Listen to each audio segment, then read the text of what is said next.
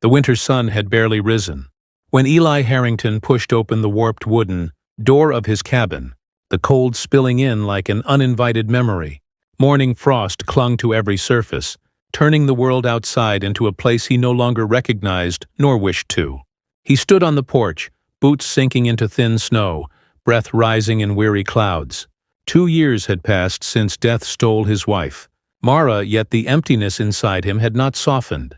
If anything, it had grown sharper, like winter wind carving into old wood. He walked toward the small field where his sheep once grazed before the wolves came last spring. Only half the herd remained now, and even they seemed to sense the sorrow hanging over the homestead.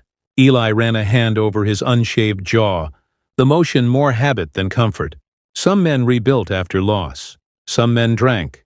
He simply faded, piece by piece, into a silence no one dared disturb. Behind him, from inside the cabin, came the sound of movement. Delicate, cautious.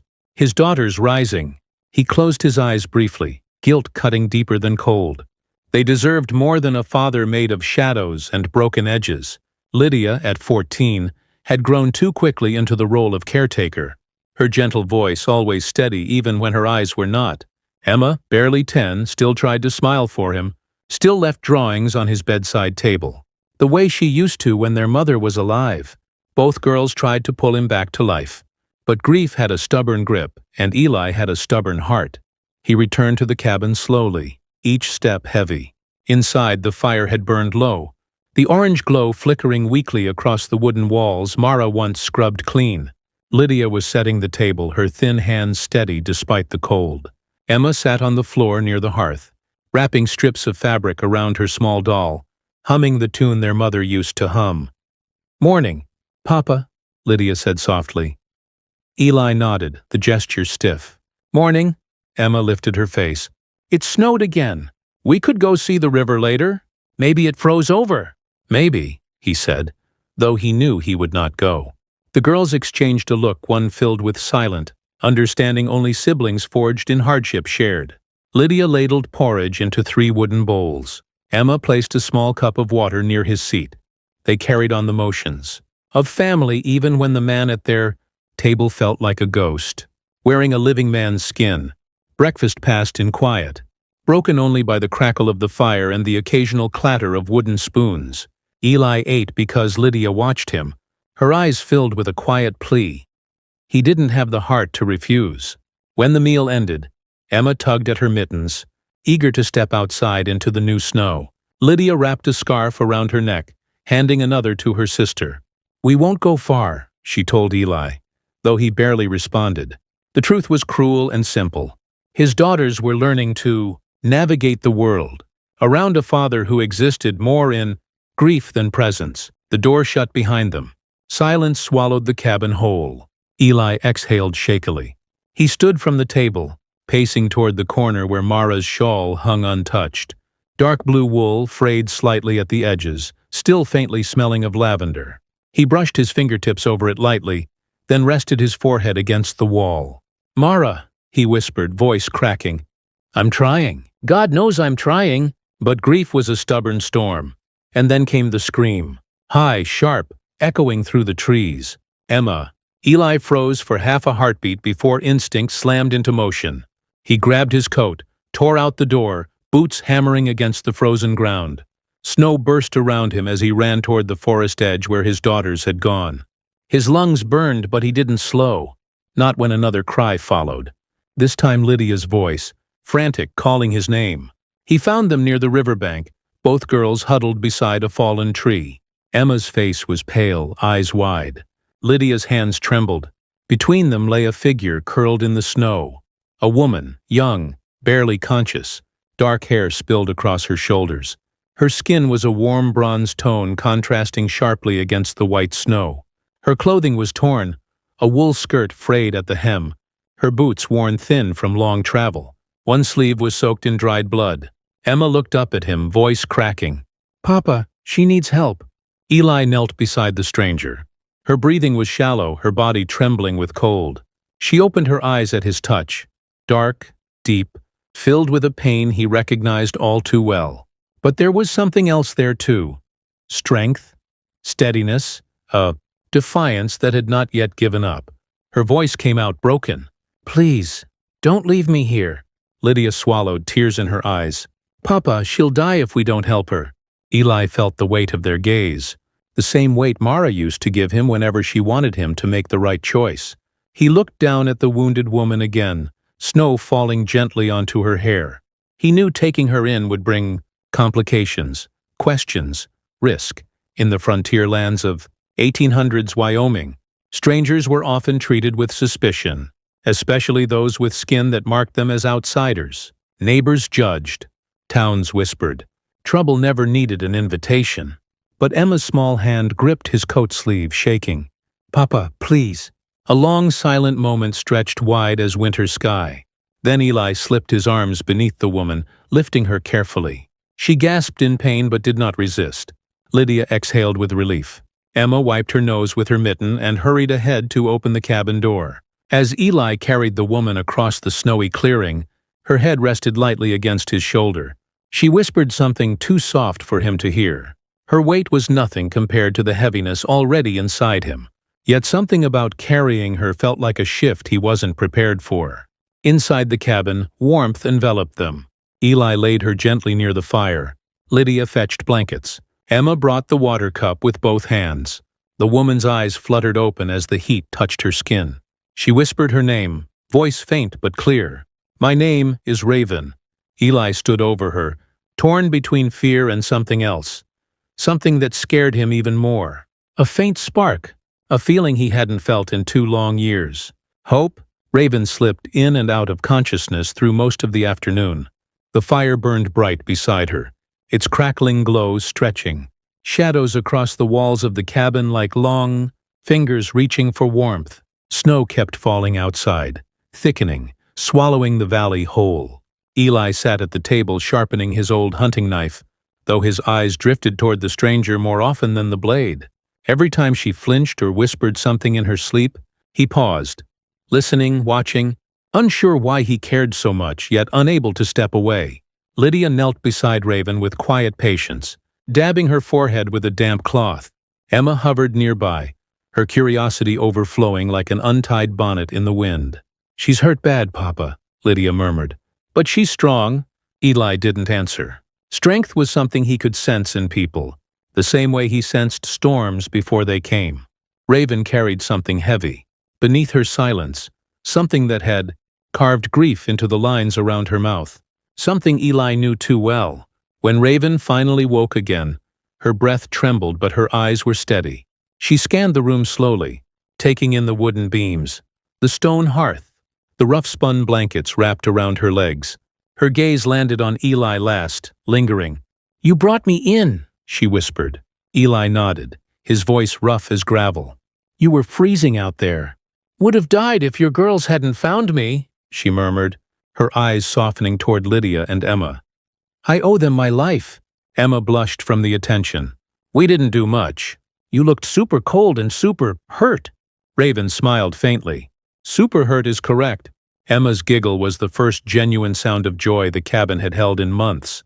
Eli cleared his throat, uncomfortable with the warmth settling in the room. "What happened to you?" he asked. Raven didn't answer immediately. Her eyes drifted toward the window where the world had turned fully white. The storm raged harder than before, wind howling against the shutters like a wolf denied entry. Finally, she spoke. "I was traveling west, with my brother." Her voice wavered, but she steadied it with visible effort. "We were ambushed 3 nights ago. Men on horseback. They wanted our supplies. And worse." Lydia froze. Emma stiffened. Raven continued, her tone flat but eyes burning. "My brother fought them off, long enough for me to run. I thought he was behind me." She swallowed. "I was wrong." The fire crackled sharply, sending sparks upward like startled birds. Eli felt a familiar ache twist through his chest, the ache of helpless loss. He'd seen men die on the frontier, seen cruelty folded into the land like winter into soil. What Raven described wasn't rare, but the pain in her voice made it feel new. Emma scooted closer, placing her tiny hand on Raven's arm. "I'm sorry," she whispered. Raven blinked hard but didn't cry. "I am too." Lydia looked at her father, hoping he'd say something comforting. But Eli wasn't a man who reached for comfort easily. Instead, he stood grabbing his coat. "Storm's getting worse," he muttered. "I need to check the animals." He moved toward the door, but Raven's voice stopped him. "You don't trust me," she said softly, not accusing, just observing. Eli hesitated only a second. "I don't trust anyone. Not anymore." Raven nodded, as though she understood exactly what he meant. When he stepped into the storm, snow whipped his face, sharp as broken glass. He trudged toward the barn, each gust pushing against him like a living force. The world beyond the homestead had always been harsh, but since Mara's death it felt downright merciless. Inside the barn, he fed the remaining sheep and checked the old mare. She snorted softly, leaning into his touch. Animals were easier. They didn't ask him to feel anything he'd buried. They didn't shine hope at him like his daughters, or the woman lying wounded beside his fire. He stayed longer than necessary, delaying the moment he'd have to return to the strange warmth inside the cabin. When he finally walked back, he paused outside the door. Through the frost-covered window, he saw something that stopped him cold. Raven was sitting up now, speaking quietly to the girls. Lydia leaned in, captivated. Emma balanced on her knees, face glowing with childlike wonder. Raven's hands moved gently through the air as she told some tale. Something about the night sky, from the way she pointed upward. And for the first time in 2 years, Eli heard his daughters laughing. Not soft giggles, not nervous smiles, but full, bright laughter that lit the room like a lantern in a long-abandoned mine. Raven watched them with a look Eli recognized. A softness, a longing, a memory of someone who once loved deeply and lost deeply too. He felt something shift in him, something dangerous. Hope again. He stepped inside quietly. The warmth hit his face, chasing away the cold. Raven looked at him, her expression unreadable in the flickering firelight. "You should rest," Eli said, forcing his voice steady. "I will," she murmured. "But your daughters, they make it hard not to speak. They remind me of home." Lydia's eyes glowed. "Will you tell more stories tomorrow?" Raven nodded slowly. "If your father allows it." Both girls turned toward Eli with expectant faces. He swallowed, heart thudding. "We'll see." Emma bounced with excitement. Raven smiled at the reaction. Eli busied himself with tasks that didn't need doing. Moving wood, adjusting the kettle, staring at the fire as though it might share answers. He didn't notice Raven watching him, quietly studying the man who saved her life yet kept himself, locked behind walls taller than any. Wilderness tree. Later that night, after the girls were asleep in their shared bed, Eli sat alone by the dimming fire. Raven lay nearby on the floor pallet Lydia prepared, half asleep but aware. "You're a quiet man," she said softly, eyes still closed. "But quiet doesn't mean cold." Eli stiffened. "You don't know me." "No," she agreed. "But I know grief when I see it." His jaw clenched. Her next words pierced even deeper. "And I know a man who hasn't allowed himself to heal. You carry the cold inside more than outside." He didn't respond. Outside the storm roared. Inside something thawed. Raven opened her eyes just enough to look at him. "Let me help," she whispered. "If only for a while." Eli stared at the fire, refusing to meet her gaze.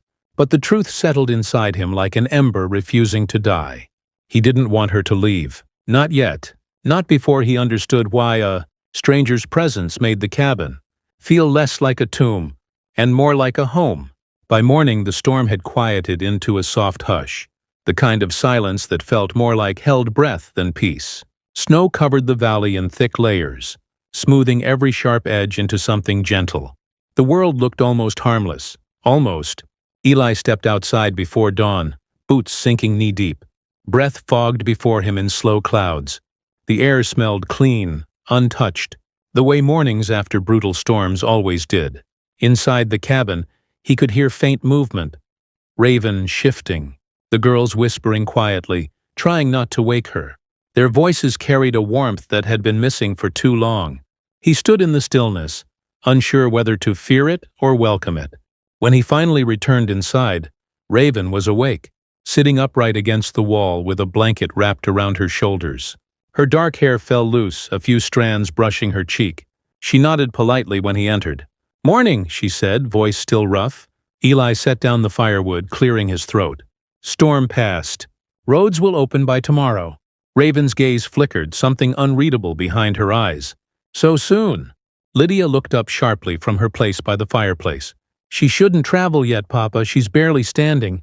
Emma added. Yeah. And she promised to tell us more sky stories. Eli avoided their hopeful stares. She has her own people to find. Raven lowered her eyes. I won't stay where I'm unwelcome. Emma's face fell instantly. Lydia swallowed hard. The guilt hit Eli like a falling tree, heavy and unavoidable. Raven shifted slightly, wincing as she tested her leg. The swelling had gone down, but she still flinched at pressure. Lydia rushed to support her. You shouldn't move, Lydia urged. Papa, tell her. Eli hesitated, then muttered, She can rest another day. Emma beamed. Lydia sighed in relief. Raven simply nodded, though the tension in her shoulders eased just a little. By afternoon, Raven had regained enough strength to sit comfortably near the hearth. Lydia taught her how to braid cloth scraps into rope, while Emma sat curled against her, as if she'd known Raven forever. Eli watched from the table, carving a horse from a block of pine wood. His hands steady, but his thoughts anything but. At one point, Emma tugged Raven's sleeve. Tell the story you promised. Raven smiled faintly. The one about the scattered sky? Emma nodded eagerly. Raven began, her voice soft but carrying its own gravity. Long before we walked this land, the night sky was empty, just darkness. The Creator gave a young woman a basket of stars to scatter across the heavens. She held the basket carefully, proud of the responsibility. Emma's eyes shone. Lydia leaned in, but as she climbed a tall hill to release them, her foot slipped. The basket fell, and the stars spilled out all at once, scattering, tumbling, dancing across the black. That's why the sky is full of light, even where it was never meant to be. Emma gasped with delight. It's beautiful. Raven nodded. Even mistakes can make something beautiful. Eli's carving knife froze mid-motion. The words hit somewhere deep, somewhere he'd shut away long ago. Raven continued, her gaze drifting toward the window. Sometimes the stars remind us that even broken things can still shine. For a long moment, nobody spoke. The fire crackled softly, its warmth filling the small room. Eli pretended to keep carving, but his hands had gone motionless. Later, when the girls left to fetch more kindling, Raven looked at him. Really looked at him. You're not as hard as you pretend, she said quietly. Eli scoffed. You don't know a thing about me. I know enough, Raven replied. A man doesn't keep broken wood carvings of horses unless he's trying, and failing, to fill silence. Eli's jaw tightened. Don't read into things that aren't there. Raven tilted her head. The silence is louder than your words. He didn't answer. She continued, her voice softer. Your daughters adore you, but they walk on eggshells around your grief. That snapped his attention up. Raven met his eyes steadily. They don't need you to forget. They need you to live. He stared at her, stunned by the bravery of her honesty. You think I don't know what loss is? She whispered. My brother was all I had left. For the first time, Eli saw the pain behind her strength, saw the same ghost that lived in him. It made the room feel smaller, heavier, yet somehow warmer. Raven inhaled slowly. Grief kills a person twice. Once when it takes what you love, and again when it convinces you to stop loving anything else. Her words cut like a sharpened blade, carving straight through the walls Eli had spent 2 years building. Before he could respond, the door banged open. Lydia staggered inside, breathless. Papa, there's smoke on the ridge. Thick smoke. Emma burst in behind her, eyes wide with fear. Someone's coming. Eli rose instantly, grabbing his coat and rifle. Raven's face paled, tension tightening every muscle. Is it riders? She asked. Lydia nodded shakily. Yes, 3 horses, heading toward us. Raven's breath hitched. Their coats. Are they dark, with red cloth tied on the saddles? Lydia blinked. Yes. How did you? Raven closed her eyes. They're the men who attacked us. Eli felt his heart drop into ice. Emma backed toward Raven, trembling. Lydia took a protective step in front of her sister. Raven whispered, voice barely audible. They came to finish what they started. The fire crackled. The wind howled. And Eli realized the storm had not passed at all. It had simply changed shape. The three riders emerged through the pines like shadows breaking from the storm, their horses covered in frost, faces half wrapped with scarves. But their eyes, sharp, predatory, gave them away instantly. Eli stood on the porch, rifle in hand. Inside the cabin, Lydia pushed Emma behind her, shielding her small frame with a bravery far too big for her age. Raven struggled to stand, leaning heavily on the table, pain twisting her features. One of the riders halted a few yards from the porch. He removed his scarf slowly, revealing a thin smile carved with cruelty. "Well, well," he drawled. "Looks like the girl made it farther than we thought." Raven's breath trembled. Her eyes locked onto the man. "Coulter." The rider grinned wider. "Thought you'd freeze out." "There. Shame. Now we gotta finish this the hard way." Eli stepped forward, voice flat and cold. "You're not taking her." Coulter chuckled. "You've got no idea what she's worth, farmer." Eli cocked the rifle. "Doesn't matter." Coulter raised a brow. "Brave. Stupid, but brave." Another rider spat in the snow. The third tightened his grip on the reins, scanning the cabin like he was calculating the value of everything in it. Raven limped to the doorway. "They want the map," she said quietly. "My brother carried it. A route through the northern pass." Coulter's gaze snapped to her. "Smart girl. Shame your brother didn't live long enough to enjoy the rewards." Something inside Eli snapped, cold, clean, deadly. "You killed him?" he demanded. Coulter shrugged casually. "He didn't hand over what we wanted." Things got messy. Emma whimpered. Lydia pulled her closer. Raven's eyes filled but didn't break. "You murdered him for a piece of paper." "A valuable piece of paper," Coulter corrected. "Now hand it over, and maybe I let the farmer keep breathing." Eli's voice turned steel. "She doesn't have it." Coulter glanced at Raven. "He's lying." Raven swallowed. "The map burned the night before you attacked." "It's gone." Coulter's jaw clenched. "Then you're useless." He raised his gun. Emma screamed. Eli fired first. The crack of the rifle shattered the still air, echoing through the valley. Coulter's hat flew off as the bullet grazed his head. He staggered, cursing, ducking behind his horse. The other riders drew their weapons. Raven grabbed Eli's arm. "They'll circle around, inside the cabin now." Eli yanked the girls behind him, retreating into the cabin as bullets thudded against the wood. Splinters burst across the room. Raven crawled toward the table, dragging herself across the floor. "Down!" Eli shouted. He pushed Lydia and Emma behind the hearth, shielding them with his body. Raven grabbed a hot coal shovel from beside the fire, her breath quick and sharp. "When they come through the door, aim low." Eli nodded, eyes hard, jaw set. Footsteps crunched outside. Snow shifted. Silence. Then, the door blasted open. One rider lunged through with a knife raised high. Eli slammed into him, knocking the blade aside. They wrestled across the floor, crashing into the table. Raven swung the shovel with all the strength she had left, iron striking bone with a crack that echoed through the cabin. The man collapsed. Emma screamed again as the second rider appeared in the doorway. Raven shouted, "Lydia, throw it!" Lydia snatched the kettle from the fire and hurled it. Scalding water splashed across the man's chest and face. He howled, dropping his pistol. Raven kicked it across the floor toward Eli. He grabbed it, rolled, and fired. The rider fell in the doorway, snow turning red beneath him. Only Coulter remained. He climbed the porch slowly, wiping blood from his forehead, rage twisting his features. "You should have stayed dead in the snow," he snarled at Raven. "Would have saved us all the trouble." Eli stepped into the doorway, blocking Coulter's path. For the first time in years, he felt no fear, only purpose. "You hurt the wrong family." Coulter leveled his gun. Raven forced herself up despite the agony, moving to stand beside Eli, her body shaking but her spirit unbroken. Lydia and Emma held each other tightly, their eyes shining with terror and hope. The wind howled. A single heartbeat stretched. Coulter pulled the trigger. Eli moved. The shot rang through the valley like thunder.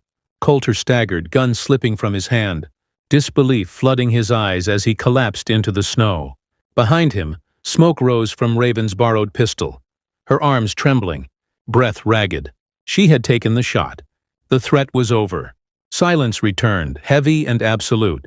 Eli exhaled shakily, lowering his weapon. He turned toward Raven. She stared at him, lips trembling, the pistol slipping from her hand as exhaustion overtook her. He caught her before she fell. Lydia and Emma rushed forward, wrapping themselves around both of them. 4 bodies, clinging together in the aftermath of fear and fire. Raven whispered, voice barely breath. "Your girls." "They were brave." Eli's voice cracked. "So were you." Days passed. The valley warmed. The storm broke for good. Raven healed slowly, her steps steadying, her strength returning piece by piece. The girls stayed beside her constantly, braiding her hair, helping her walk, begging for more stories. Eli found himself drawn to the small moments, Raven humming while grinding corn in the wooden bowl. Raven teaching Emma how to follow tracks in fresh snow. Raven holding Lydia's hands as she confessed her fears. He watched all of it quietly, a man relearning the world through soft light. One evening, as the sun sank behind the ridge, painting the snow gold, Raven stepped onto the porch beside him. She stared at the mountains long before speaking. "I have nowhere else to go." "You have here," Eli answered before he could stop himself. Raven turned to him slowly. "Are you sure? After everything I brought to your door?" Eli shook his head. "You didn't bring trouble. Trouble was already out there." He paused. "You brought something else." "What?" "Life." Raven's eyes softened. "And what do you want, Eli Harrington?" He swallowed as though the words were stuck behind years of silence. "I want you to stay." Raven looked toward the cabin window. Inside, Lydia and Emma pressed their faces against the glass, watching with bright, desperate hope. Raven's voice softened. "And what would your daughters say?" Eli didn't even look. "They'd tell me I'm finally doing something right." Raven smiled. A small, trembling smile, but a real one. One that reached her eyes, warming the coldest corners of winter. "Then I'll stay," she whispered. Eli exhaled, a breath he'd been holding for 2 years. The door opened. Lydia and Emma burst out, circling their arms around both of them. The last of the snow fell softly around them, harmless now, just flakes, not storms. Inside the cabin, the lamp glowed bright in the window again. A sign. Someone's home. Someone's welcome. Someone's heart finally warm. The winter that had lived inside Eli Harrington melted. Not all at once, but enough to let light in. And in the quiet valley of 1800s Wyoming, a new family was not born by blood, but chosen by courage and by love.